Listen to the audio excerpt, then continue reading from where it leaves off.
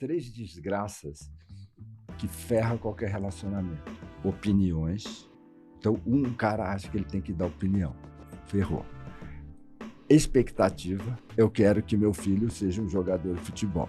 Terceiro, insistência. E ele pode misturar, né? Insistência na opinião e na expectativa. Então, essa pessoa que está querendo... Então, você que está aqui assistindo a gente, aí você quer consertar seu filho. Então, você está dando opinião, você tem expectativa e você fica insistindo. Porra, você é muito chata. Você é muito chata. O alcoólatra, quando para de beber, sarou. O chato, não necessariamente. Exatamente.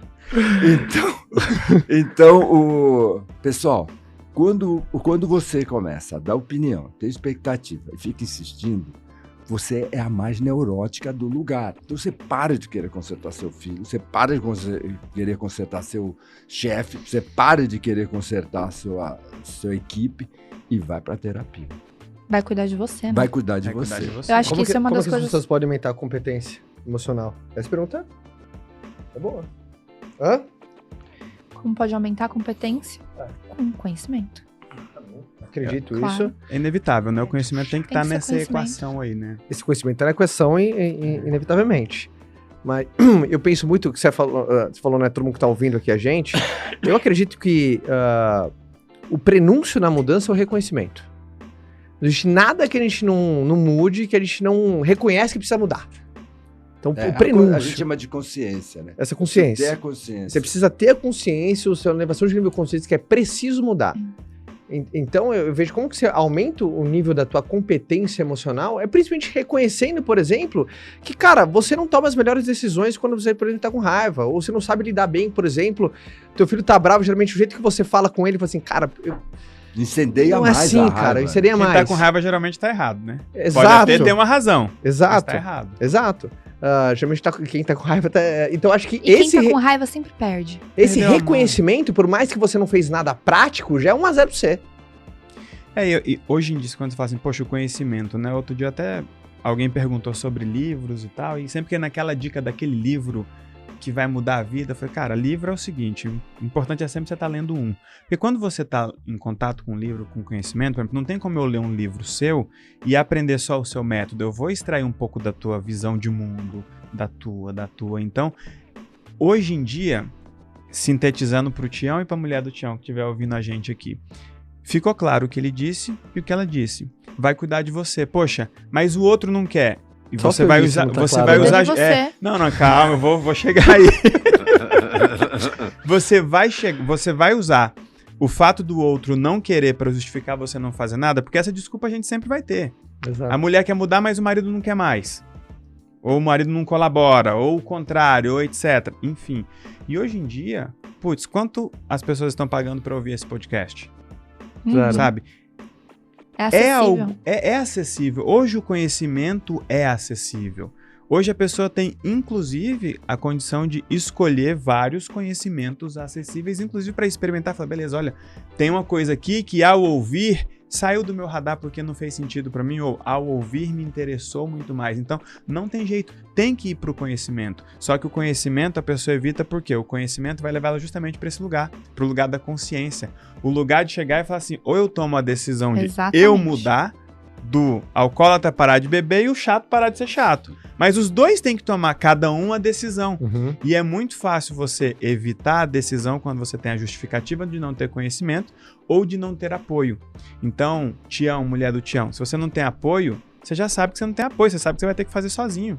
Eu tenho um amigo que, eu dar um exemplo só, quantificando, tenho um amigo que fala assim, cara, eu odeio fazer exame, por quê? Porque você sempre vai descobrir alguma coisinha lá.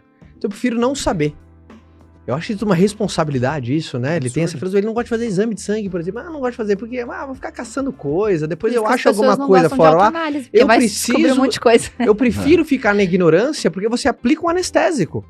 A ignorância, ela é um anestésico. Claro. Você não tem responsabilidade. Por exemplo, esse amigo meu que fala que não gosta de fazer exame, ele prefere ficar na ignorância porque eu não saber não me coloca, por exemplo, numa posição de vulnerabilidade. Porque agora, quando eu sei as consequências daquilo que eu sei. Então, mas certamente ele não é casado, né? Não.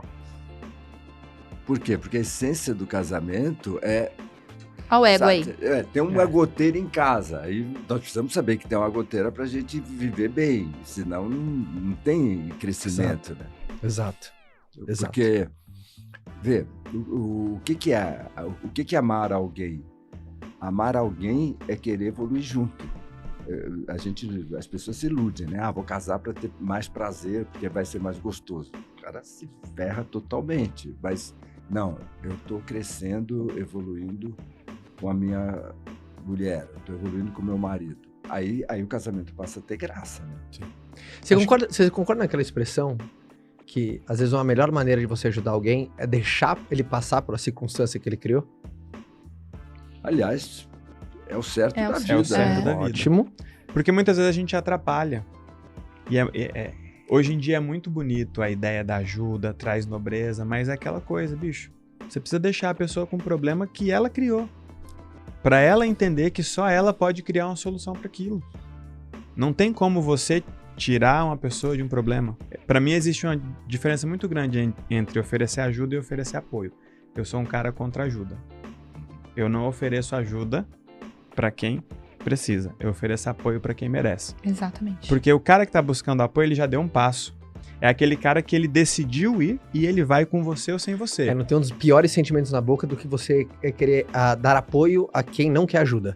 Exato. Apoio a quem não Nossa, quer ajuda. Porque você sabe que o cara precisa de você e você tá estendendo a mão e o outro lado não estende e você fica puto pelo outro lado. Espera o cara levantar, o cara se mexer, porque a hora que ele se mexe, você fala, ele vai de qualquer jeito. Então eu vou dar um impulso, um combustível aqui, que ele vai sair do outro lado. Agora, no universo do desenvolvimento humano, tanto na inteligência emocional e no fundo, tudo gera inteligência emocional, muitas vezes as pessoas evitam porque, na medida em que você se desenvolve, na medida em que você ganha a percepção, a consciência que você muito bem trouxe, ele vai se ver diante de quê? De uma decisão. Não tem evolução, não tem solução sem uma decisão. Não adianta o cara fazer 5, 6, 10 cursos e nenhum daqueles trazer uma clareza suficiente para ele tomar uma decisão. Se ele não tomar uma decisão, e muitas vezes essa decisão é mexer num casamento, mexer num emprego, mexer numa carreira, mexer numa sociedade. Quando você tem muitos problemas, é muito mais fácil decidir. Porque quem tem muito problema não tem opção. Às vezes tem essa figura, a figura nessa cabeça, assim, enfim, na minha cabeça, e eu acho que é uma dica para todo mundo. Se você tem avós vivos, vai conversar com seus avós. Vai conversar com seus avós e vai dividir um problema que você tem. Uhum. Não sei se você tem a avó mais instruída no mundo, ou um avô mais instruído no mundo, não sei, mas é impressionante como a vivência, a experiência humana, no mínimo, né? é outra visão, né? É outra visão. Se você pega, por exemplo, os dois polos, né? Pega um senhor de idade e pega um adolescente, às vezes que esse cara reage, o outro olha de uma maneira. Então, eu vejo que muito da inteligência emocional vem com a própria vivência emocional de algumas coisas. Bagagem. Né? Por exemplo, imagina a inteligência emocional que você recebeu quando você teve foi o teu primeiro filho que teve? Foi o Leandro. Foi o Leandro. Paralisia cerebral, né? No primeiro filho, cara. Não que seria fácil no quinto. Uhum. Mas de primeira, pai de primeira viagem, experimentando a paternidade pela primeira vez, bum, uma bomba atômica dessa. Agora, sempre a gente precisa escolher. Depois eu queria responder a outra pergunta, que eu acho que tem uma coisa bonita para falar. É o seguinte, quando cai algo na nossa vida, a gente tem que decidir. Ou a gente fica sábio, ou a gente fica amargurado. Infelizmente, a maior parte das pessoas escolhem ser amarguradas. Então fica travada, né? E é muito importante a gente ter essa capacidade de compartilhar. Jovem dificilmente consegue ter essa percepção. Difícil, né? Difícil. Então, por exemplo... Agora você vira... Desculpa te interromper, mas você vira para um cara mais novo, você fala assim, essa é uma situação que essa sua relação com o teu sócio, com o seu amigo, ou vai te deixar mais sábio ou mais amargurado. Ele fala assim, eu quero aquele... Sabe? Tipo...